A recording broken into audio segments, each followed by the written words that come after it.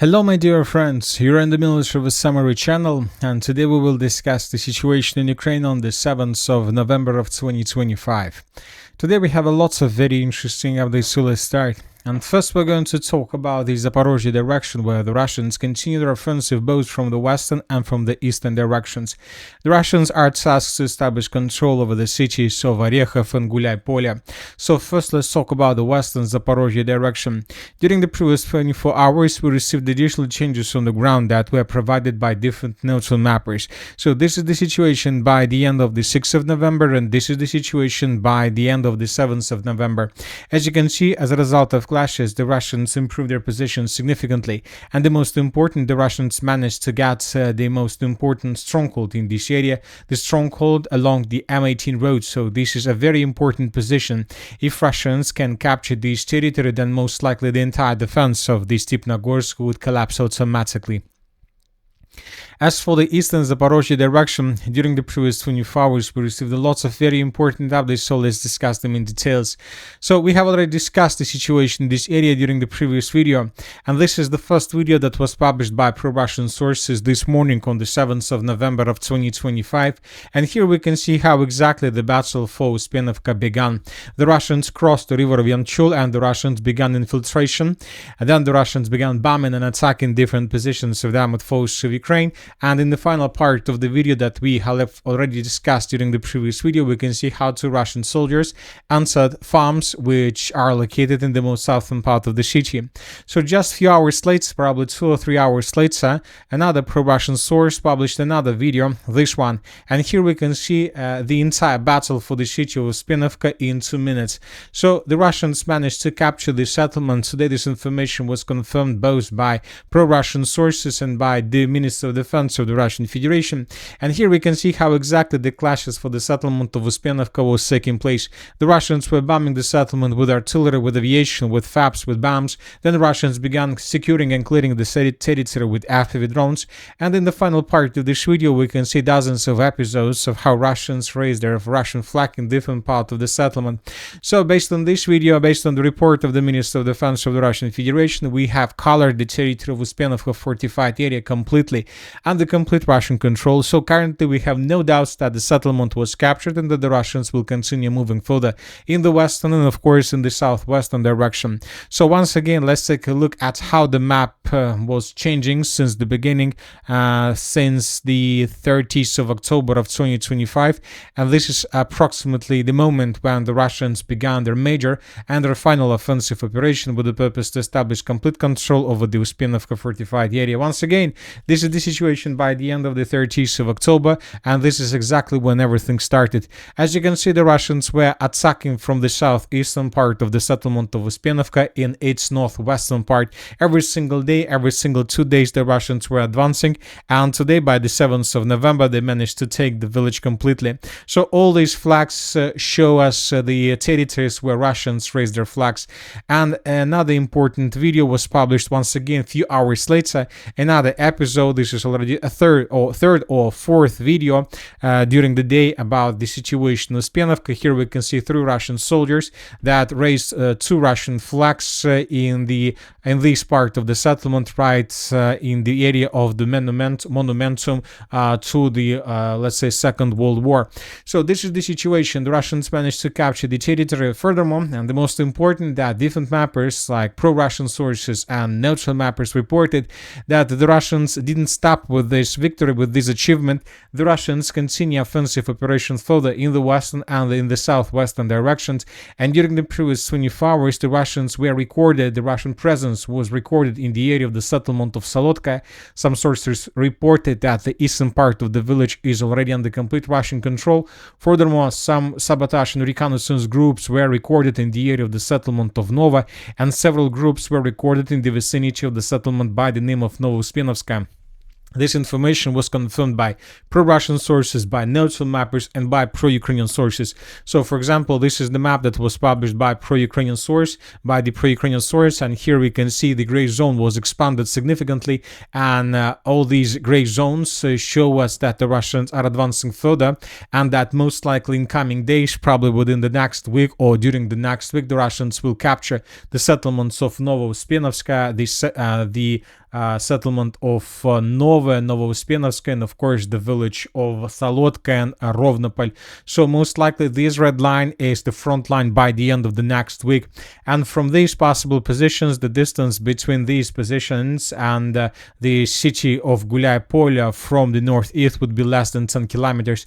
This is going to be the beginning of the Gulay-Polya offensive operation. Most likely the Russians will try to first cut in pincers, cut the settlement in pincers from the north, from the northeast, and from the east, and then Russians will try to establish complete FPV drone control over the main logistics, and this will allow the Russians to encircle the city of Gulay-Polya, and then everything according to usual scenario. Either Ukrainians would be forced to fall back, or they would suffer huge losses under fire of Russian FPV drones. Telling the truth, from this perspective and from this configuration, I'm not sure whether the Ukrainians are able to hold their positions for a very long period of time. Most likely, as soon as the Russians are able to get the outskirts, they would be forced to fall back, because the city of Gulay-Polya is split into two parts with the river of Haichul. Most likely, the northern and the eastern parts of the settlement would be captured by Russians without problems. The part of the settlement which is located on the Russian side, and then everything will be automatically like a domino. Now let's move further and let's discuss the situation in the Novopavlovka direction. During the previous 24 hours, small changes were recorded. The Russians began their offensive operation here as well. This is another major offensive, and every single day we are adjusting the map in Russian favor by adding additional territories under complete Russian control. Today is not an exception. Today we have video from the northern part of Ivanovka. Here we can see how Ukrainians of the 37 Marine Brigade were bombing and attacking positions of the armored force of the Russian Federation in the most northern part of the settlement. These farms were geolocated. This is exactly the territory that was attacked by Ukrainians. Ukrainians were moving from the north in the southern direction, and within a close distance they were attacking Russians and then retreating. This video confirms that Russians control these farms and that the Russians are planning to move further. Furthermore, the Russians, according to different pro-Russian sources, improved their position significantly on the territory of the settlement of Novopavlovka.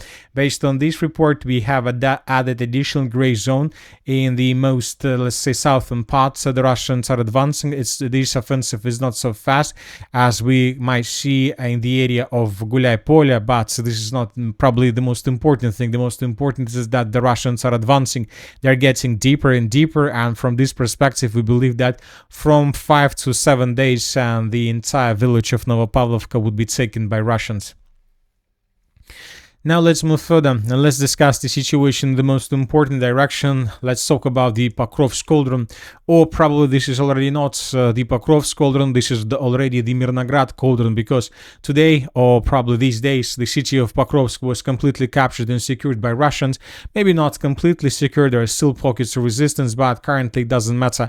The city of Pokrovsk is already not on the main list now. The Russians are planning to advance further from the west in the eastern direction with the purpose to capture the city of Mirnograd and to force Ukrainians to surrender.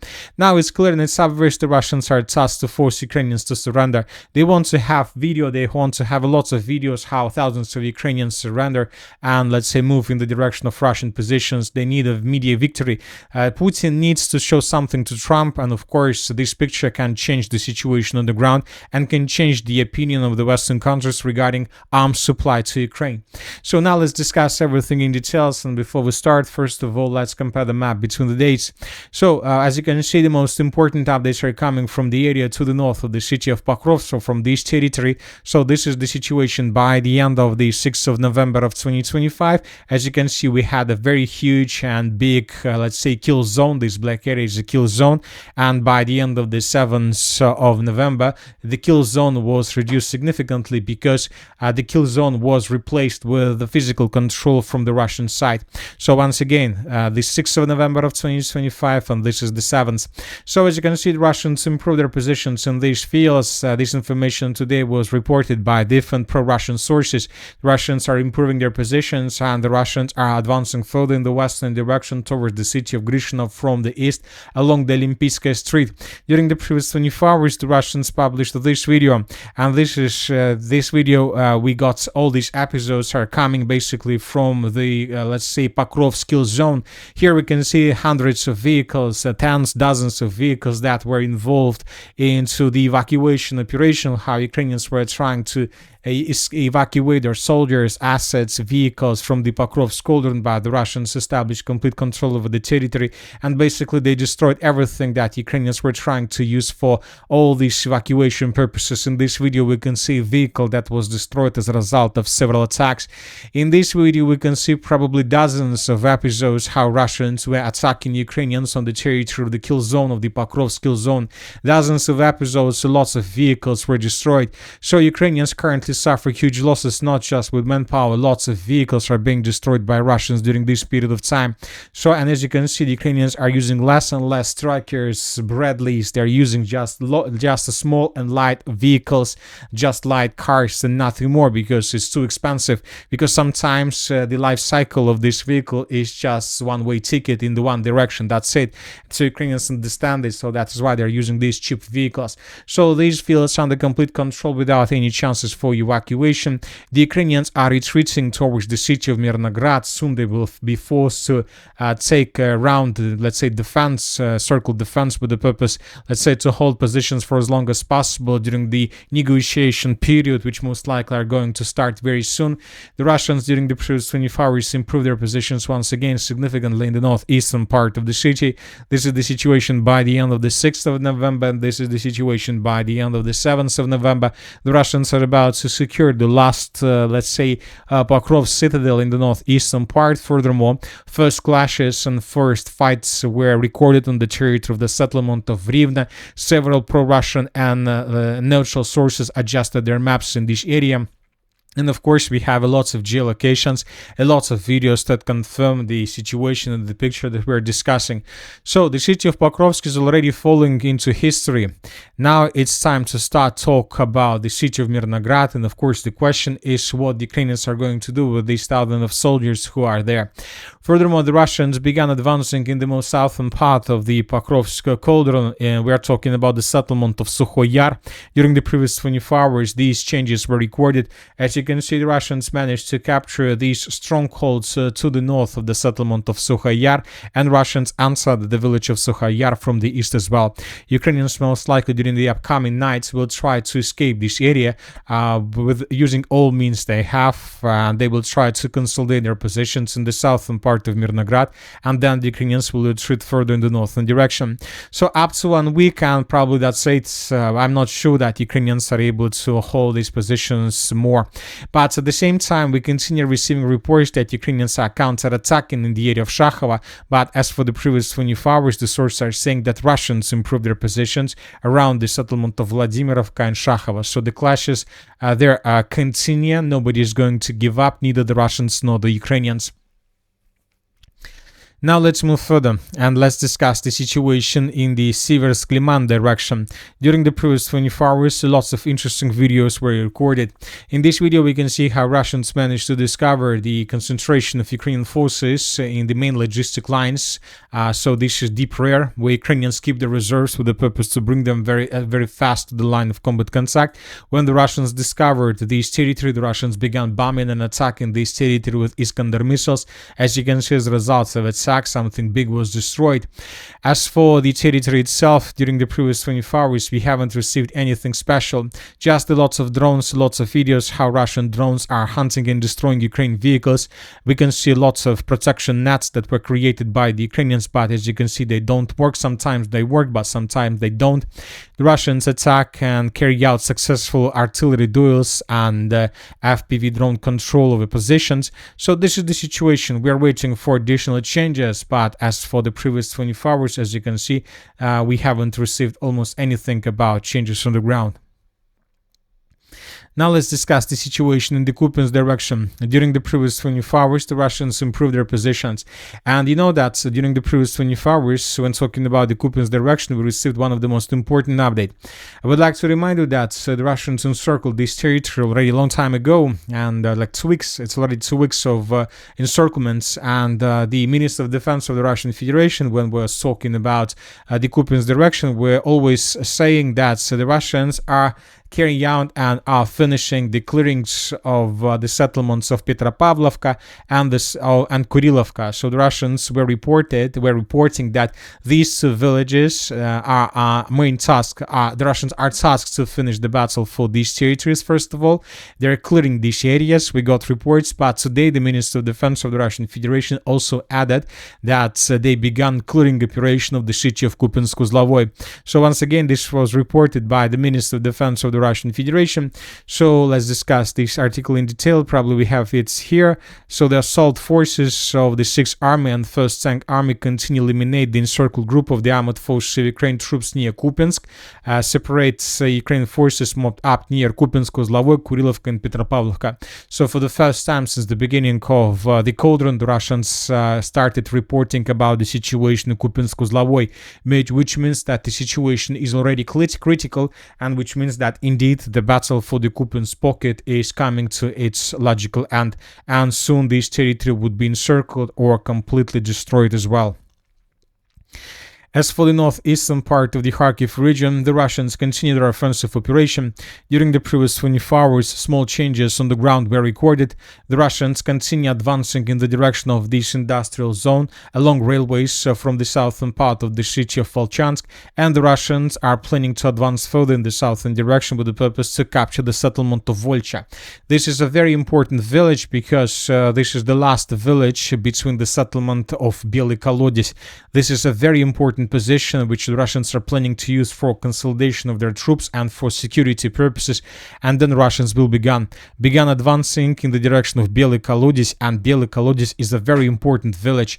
This is the village deep inside already of the Kharkiv region, and the Russians can use this Bely Kolodys settlement for concentration purposes before moving even deeper and further inside of the Kharkiv region.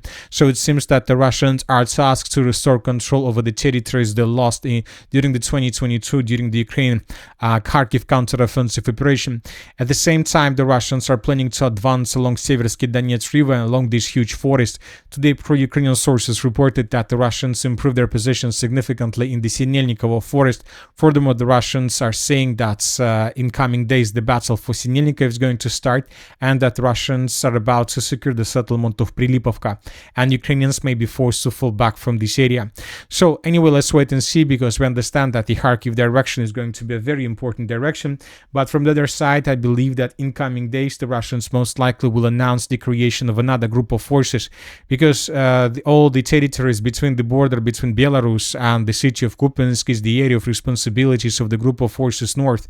So the front line here has the same length as the front line along the entire line of combat contact, let's say from the city of Orekhov till the city of Kupiansk. So that is why we believe that this territory would be cut into several pieces, and most likely the Minister of Defense of the Russian Federation will create a separate group which will be responsible for offensive, let's say, in the area of the city of Kharkiv, which obviously is going to take place.